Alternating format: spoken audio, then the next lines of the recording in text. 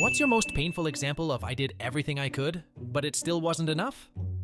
My first memory is when I was 4 years old and stole a cookie from the cookie jar because my dad got so mad that he not only made me vomit into a bowl, but also lick the bowl clean. So I couldn't understand it when I was 9 years old and they decided to have another baby. But I still wanted my sister to have a better life than me. So as soon as she was born, I played with her as much as I could. When my parents weren't looking, obviously, and when she turned 4 and my parents tried to use her as a human punching bag, I would do what we later joked about and call the burrito.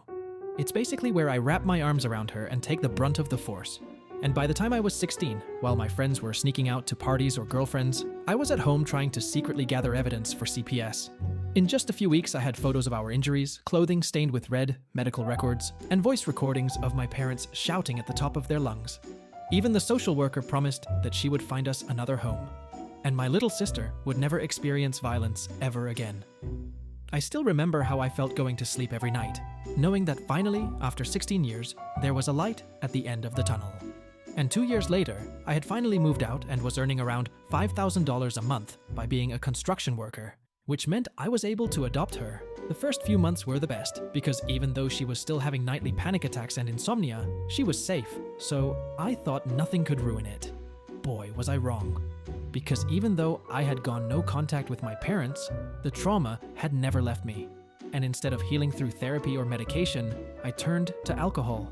And for a while, I was pretty successful at hiding it from my sister. But then once a week turned into twice, and twice turned into 4 times. And before I knew it, I was 19, drinking all day, every day. Even though my memory is blurred, I'm pretty sure I was still a good big brother. I made her meals 3 times a day. She knew she could come to me with anything, and budgeting was never really a problem. Compared to our family home, it was practically paradise on earth, but CPS thought otherwise. You see, after forgetting to pick her up from school just twice in 6 months, a teacher reported me, and long story short, I lost custody. The way my sister cried in court that day is still burned into my memory.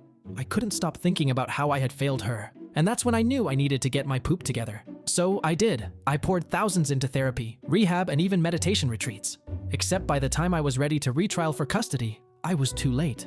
Because that week I found out my 12-year-old sister had self-on-a-life. Her body was found in the bathroom of the foster home. And now my sister is another statistic that the system failed. I effing hate this country, but not as much as I hate myself.